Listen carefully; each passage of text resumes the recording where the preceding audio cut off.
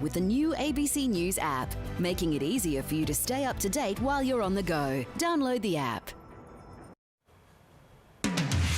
Today, US protests intensify over the death of a black man in custody as authorities call for calm.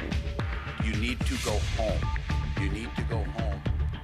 The ex-police officer involved is charged with third-degree murder.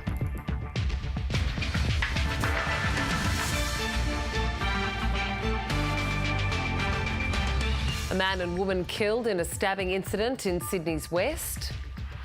And Ruby Princess cruise ship passengers issued with another health warning after a crew member is diagnosed with tuberculosis.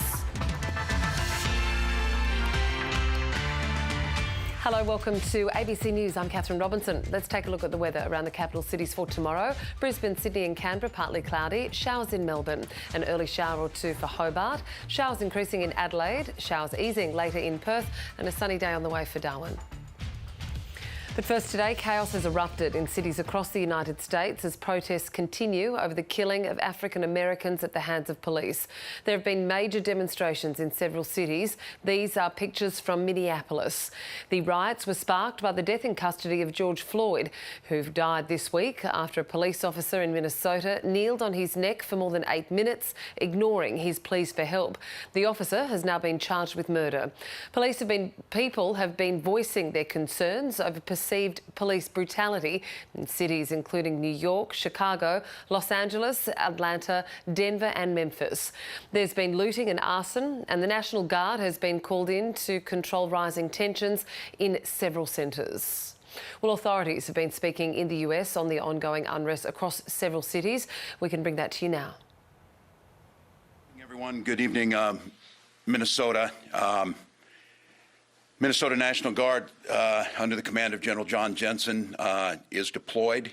We'll talk about the numbers that are out there and the mission specific that they're employing.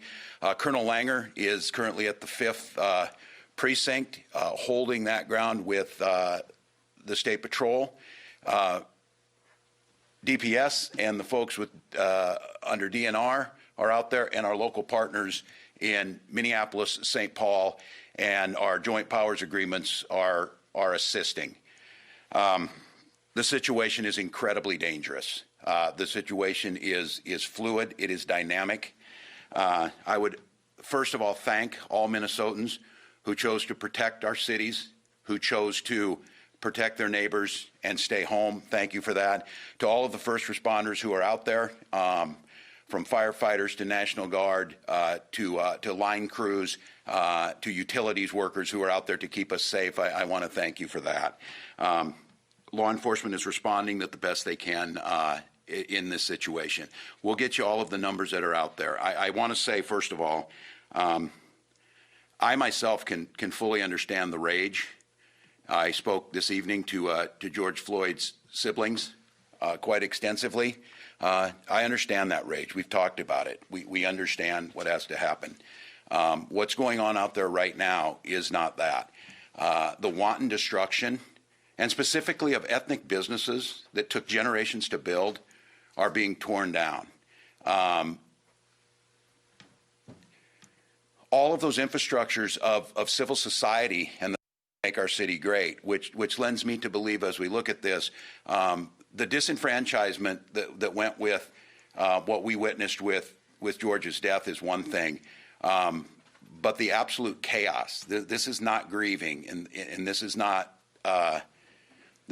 making a statement that we fully acknowledge needs to be fixed.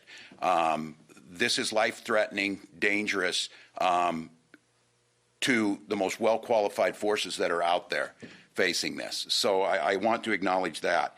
I'm deeply concerned with the people who you need to go home. You need to go home. The purpose of this, and we're seeing it spread up across the country, is making it more difficult to get to the point where we can deal with these issues. Our neighbors are afraid. People are watching this across there, and they want to know what's happening. We promised you today, and I want to thank Mayor Fry for the leadership today, and I think the issue of coordination and communicating together. This is the largest civilian deployment in Minnesota history that we have out there today. And quite candidly, right now, we do not have the numbers. We cannot arrest people when we're trying to hold ground because of the sheer size, the dynamics, and the wanton violence that's coming out there. Colonel Langer spoke about this often, of seasoned folks who have also deployed overseas and seen this, and now seeing this here in our neighborhoods. We will talk about ways and the resources that we have left, but to put this into perspective, the force that we have out there now is about 3 times larger than the one in the 60s, which was the largest during the race riots. And they're out there right now. And the capacity to be able to do offensive action, and they're out there doing that, arresting the folks that we can. But as you've seen, there's already shots being fired back at our people. This arson that is taking place puts many people at risk. Our firefighters are specifically and very open to target, and Minneapolis Fire has been responding heroically. And I tell you, all the citizens, the response time is fast as we want to get it. And that responsibility, as I said today, for coordination lies with us. I will take responsibility for the underestimating the wanton destruction and the size of this crowd. We have deployed a force that I think, as we sat down together and talked about, would have in any other civilian military or civilian police operation worked. But the terrifying thing is to hear people who've seen this, and myself of looking at this, it resembles more of a military operation at times now, as especially ringleaders moving from place to place. So I would ask all of us to, again, go home to protect our assets, understanding that the priority of this mission today and the plan to do it was to deploy the assets that we had, to work in coordination and beef up what we had to do very, very quickly in command and control of those, put a joint force together to first and foremost protect life, followed by protecting property, followed by restoring order. And the issue, as I've said this time and time again, whether it was something that now seems so simple to do stay-at-home orders about COVID, is to try and get the situation under control to protect all those things. But there is a compact that goes in civilized society that you have to have social buy-in. And so with the elements that are out there now, they're stopping semis by blocking roads and then raiding what's in them. This is not about George's death. This is not about inequities that were real. This is about chaos being caused. And so my responsibility on this, and I do want to thank the mayor, executing a plan is very difficult. And I think the frustrations we all feel certainly isn't aimed at the mayor. He's performing admirably and doing everything possible. I accept that responsibility. He's here today asking and calling hourly, where can we move? How do we coordinate? So Mayor Fry, I want to thank you. The same thing with Mayor Carter of executing together. This is an operation that has never been done in Minnesota. The scope of this has now reached across the nation. We were in contact today and had an extensive conversation, General Jensen, Commissioner Harrington and I, with the Secretary of Defense and General Milley, the Chairman of the Joint Chiefs of Staff, to talk about assets and way that we can help to assess the situation as they're seeing it on the ground and to put those things into a plan to operate today. That plan is not changing. Our folks are out there as we speak right now doing this. Our intention is still to do those very same things, protect the lives of Minnesotans, to try and protect as much property as we can and try to restore order on the streets. I have to do that in a way that protects those who are out there doing that, to ask them to go in a forward motion to try and to get some of these people. They are well coordinated. They will flank these groups. They will do everything possible to cause that destruction. So with that being said, I'm going to have Mayor Fry come up. We'll have our folks talk about it. And we'll talk about what the next steps are, because I want to be clear, we're about 72 hours into this. The mayor's quick action of activating the National Guard, I believe, protect as much as we could. I think now, as we think about this and we're this far into this, it seems almost impossible. It was 2 days ago from an activation. We went today of planning tonight for what tomorrow is going to look like, because I think Minnesotans need to recognize, and we clearly recognize this, what you see tonight will replicate tomorrow unless we change something in what we're doing. We changed that today in a way that was unprecedented in the amount of numbers, the execution of the plan, and the quality of the first responders who are out there. You have veterans of combat tours overseas. You have State Patrol who are seasoned. You have local police and firefighters who have been doing this for decades and are the best at what they do. They're just not used to doing it where you have wanton destruction. And the challenge that we face and the challenge that the mayor faces is we have to do it with ensuring the safety of those people. ensuring that there are legitimate people who earlier want to try and express their grief. The folks who are out there right now want nothing more than entice into conflict, entice something that sets this off even further, entices our folks to get in a situation where we start to lose life. And so that adds the complexity to it. If it were as simple as just push them and move them back, that would be one thing. They cannot do that. So I want to just reiterate that Minnesotans deserve a plan to try and get this. We need to assess that with all of the tools that we have, with the experience that we've seen in this.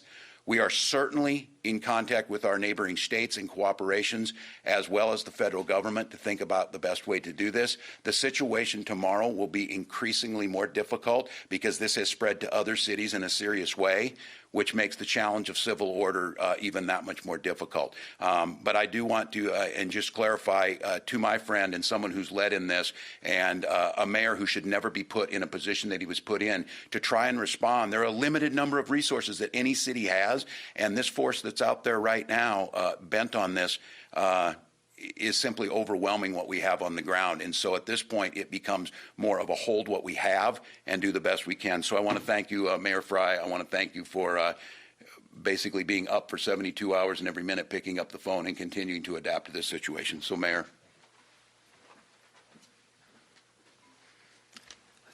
Thank you, Governor, and thank you for the command and control today and the partnership. Minneapolis, I know you are reeling. Due to lack of sleep and heartbreak for seeing the events over the last couple of days, I'm reeling too. We as a city are so much more than this. We as a city can be so much better than this. There is no honor in burning down your city. There is no pride in looting local businesses that have become institutions of a neighborhood. These are institutions that people are counting on, especially during a time of pandemic. They're counting on grocery stores to get food. They're counting on pharmacies to get medicine. They're counting on their local bank to get cash.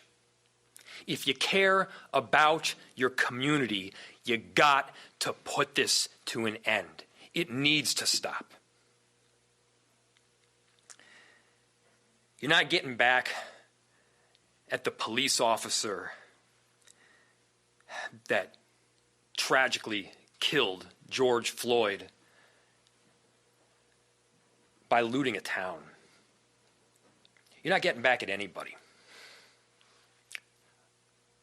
If you have a friend or a family member that is out right now, call them, tell them to come home. It is not safe. It is not right. If we care about our city, let's do the right thing now. We are doing absolutely everything we can. Our firefighters are hauling around the city, putting out fires as quickly as they possibly can. Our police officers are doing everything to secure corridors, to make sure that the looting stops, and to try and prevent these necessary precincts which are so essential to safety. Right now, Chief Arredondo and Chief Friedel are in Minneapolis doing everything they possibly can. That is Mayor Fry speaking just moments ago on the situation in Minneapolis. The National Guard has been deployed across the state there to protect life and property. We heard from other authorities just before then saying that the conclusion of tomorrow there will be around 1,700 soldiers in support of the Department of Public Safety in the city of Minneapolis and St. Paul. Now, this would be the largest civil deployment in that state's history. We heard there how the situation is increasingly dangerous dangerous, dynamic and fluid. Authorities there understand the rage, but they say that the folk and the people who are protesting out there at the moment want to entice conflict, and it's life-threatening and dangerous. They can't arrest people when they're trying to hold ground. The force that they have out there at the moment resembles something 3 times larger than the force during the 60s race riots. So we will keep across this story throughout the afternoon and the evening. It is early in the morning there in the United States, in Minneapolis, just gone past 2 a.m. in very early morning. But as you can see, all the authorities are keeping abreast of the situation. Well, moving back home now, and a man and a woman have both died after a double stabbing incident in Sydney's west. The man, aged in his 20s, was found inside a Bidwill home with stab wounds to his chest. He died at the scene. A woman, also aged in her 20s, was found outside the home with stab wounds to her stomach. She was taken to Westmead Hospital and has since died. Well, passengers who were on the coronavirus-stricken Ruby Princess cruise ship have been issued with another health warning after a crew member was diagnosed with tuberculosis. For more on this, I'm joined in the studio by reporter Jessie Dorset. And Jessie, what do you know? The man was taken to hospital when the Ruby Princess docked in Sydney on the 19th of March, and he's been at the Royal Prince Alfred since. This week, Kath, he was diagnosed with tuberculosis, a disease that can remain dormant for months. Now, we only know about the case because New South Wales Health has written to thousands of passengers who are on that same cruise. A few have this afternoon sent us that letter. Authorities haven't told us, though, if the crew member also has coronavirus. More than 700 COVID-19 infections are linked to the Ruby Princess. Both passengers and crew and police are investigating the outbreak. Of course, TB and COVID are very different, and a panel of health experts has determined that the risk that passengers were infected with TB is low. Here's Associate Professor Greg Fox from the RPA Hospital. So this patient was diagnosed with tuberculosis a few days ago, a couple of months after returning on the Ruby Princess. We know that the patient had infectious tuberculosis, and we are contacting people who are in close, prolonged contact with the patient during the period before their diagnosis to screen them for tuberculosis infection. Tuberculosis is an infectious respiratory disease, but much less infectious than COVID. In contrast to COVID, which requires only brief contact, to be infected with tuberculosis, prolonged close contact is usually required, and so therefore we focus on screening people who've had that degree of contact. Kath, close contacts of the man include hospital staff and other crew members, so they're being contacted by the authorities and they will be screened for tuberculosis if necessary. Associate Professor Fox tells us that there are effective antibiotic treatments for tuberculosis in Australia. Jessie, thank you for the update. Well, the federal government has been urged to apologise for its Robodebt scheme as it prepares to refund hundreds of millions of dollars it collected. It saw hundreds of thousands of people issued with computer-generated debt notices, some of which made demands for payment from people who did not owe the government any money. Services Australia says 470,000 debts will be waived, with refunds to be rolled out from July. Terry Carney, who is a professor of law at Sydney University, says he warned the government and sent a link that the Robodebt scheme was unenforceable. It failed 2 tests. The mathematical test, which the problem was that what was being matched with Centrelink records were Australian Tax Office averages of over 6 months to 12 months income aggregated and then divided into fortnightly amounts. Now, the average is not what Centrelink rate calculations are based on. They're based on what each and every fortnight of income that a person had impacts on a rate. So it was a really primary school mathematical error in assuming that, because Bradman had an average of 99.94, that every time he went out to bat he made 99.94 runs. It really was as ludicrous as that. Well, children from a grade 2 class at a primary school in Melbourne's northwest have been quarantined for a fortnight after a student tested positive to coronavirus. Amelia Terzon has more from Melbourne. The health department says this child tested positive to coronavirus as part of 11 new cases that have been confirmed overnight here in Victoria. They say the child was at school last on Tuesday and was not symptomatic, but as a precaution, their entire class and the teacher will be put in quarantine for 2 weeks. So that's an entire class, possibly 24 children aged around 7 years old, 8 years old, in quarantine for 2 more weeks. The health department says that the school will be deep cleaned this weekend, but it will reopen on Monday. And this is obviously part of 11 new cases that have been confirmed overnight here in Victoria. This child who's tested positive was living with, it's obviously a family member of someone who previously tested positive as part of the growing Keilor Downs cluster here in Melbourne. So Keilor Downs is an area just near St Albans where this child went to school. So we know today that this cluster at Keilor Downs has grown to 11 cases overall.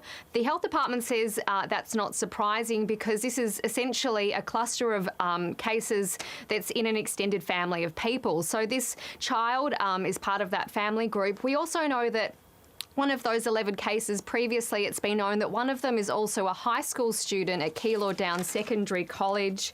The health department says it's not really surprising that these cases are growing. They're all family members, they live together, but they have set up a testing clinic in Keilor Downs. It's open today, so anyone from the public can go there to get tested if they're worried. In 2 days' time, Victorians can go, up to 20 people can go to a cafe or a restaurant, and earlier this week, just this week, Victoria sent some class groups back to school in Victoria. As these cases keep on cropping up and as the Keilor Downs secondary student was confirmed with this case, the Premier and now today the Chief Health Officer of Victoria, they've reiterated that people need to be cautious. They've said several times now that people should not be going back to work. There's concerns that that will put extra people on public transport or put them on the roads, and that potentially could spread the virus. But despite these cases that we're hearing about today, the Chief Health Officer, Brett Sutton, he said that he's confident that this virus can be kept under control in Victoria as long as people are sensible about what they do and where they go. Amelia Terzon there. The Queensland Government has been criticised for failing to distribute more than 1,500 computers to students in need during the coronavirus crisis. In March, the Education Department announced it ordered an extra 5,000 laptops, splitting the cost with schools who could buy them to loan to students without devices to learn from home. Now the government has revealed only 3,400 of those laptops have been handed out so far, leaving frustrated parents and charities asking why. Hamish Lynan-Heenan knows he's lucky to have a computer at home. The Logan student didn't have a device to learn online when COVID-19 first closed schools, until his grandmother, Karen Lynham, reached out to charity Substation 33. I knew my kids weren't able to afford to buy them laptops or computers. I didn't want them falling behind. The electronic recycling group south of Brisbane has been busy building computers for families in need. We've been cobbling together computers quickly, and so we've processed 350 computers out to community already. And there's another probably 100 orders sitting there at least. The state government also offered support, ordering 5,000 laptops during lockdown. It split the cost with schools, who could buy them for half price to loan to students. But many schools haven't taken up the offer, with more than 1,500 laptops yet to be distributed. Obviously it's a frustration to us that there are computers stuck in cupboards. I wasn't aware that there are any laptops on offer at all. Tony Sharp says many schools couldn't afford enough laptops, even with the discount. We've got school populations here in Logan of 4,000 kids. If 50% of those kids don't have to, that's 2,000 devices just for that one campus. The last thing the schools needed to do or should have done was provide half the funding for the laptops. The ABC asked Education Minister Grace if the state government would consider reducing the cost for schools to purchase the laptops. She didn't respond to that question, but did say all of the schools who have ordered the computers so far have received them.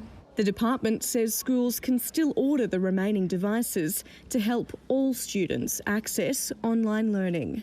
Anna Hartley, ABC News, Logan. A Queensland business has saved some of Australia's best-known specialty cheese makers from going broke. It's using social media to sell products languishing in storage due to the summer bushfires and COVID-19. Landline's Pip Courtney reports. When summer's bushfires kept tourists away from northeast Victoria, Milawa Cheese was left with hundreds of kilos of right product.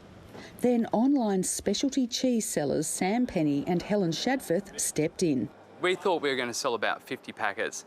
We sold 2,000 packs of cheese of Milawa, and it really just cleared out all of their stock, got them back on their feet. When COVID-19 hit, the Sunshine Coast couple again began posting product from almost a dozen struggling artisan cheeseries. He seems to be this little cheese angel that swoops in at our time of greatest need. Their social media campaign boosted orders to several thousand boxes a week. The way that it just went so fast was amazing, but also not completely surprising because we know how fanatical that cheese people can be.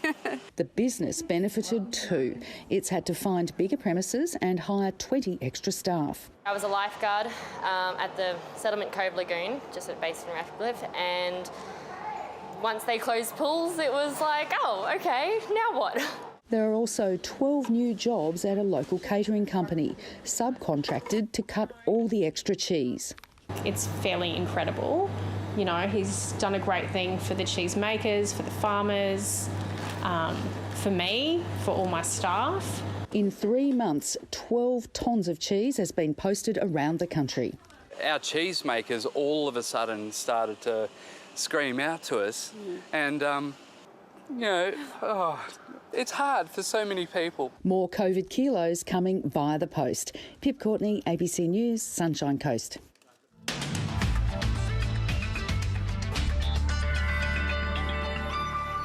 Let's take a look at the satellite. There are 2 cloud bands moving over the central west and a third over South Australia, bringing isolated thunderstorms.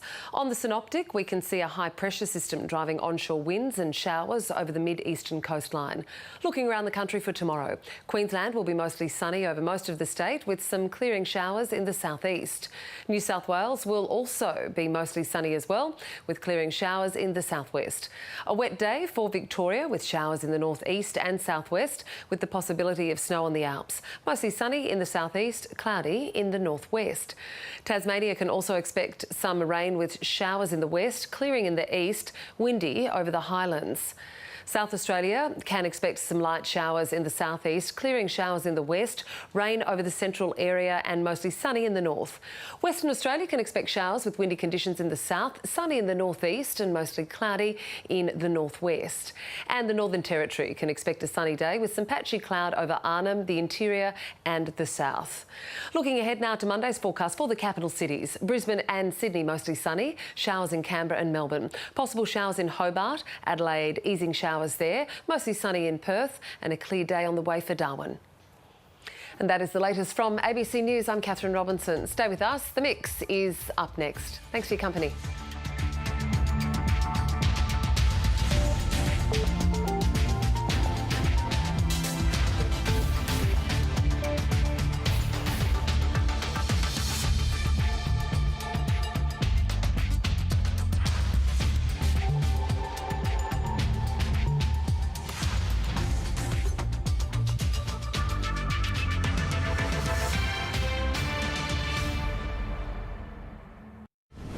If the ocean is the blue heart of the planet, then the currents are like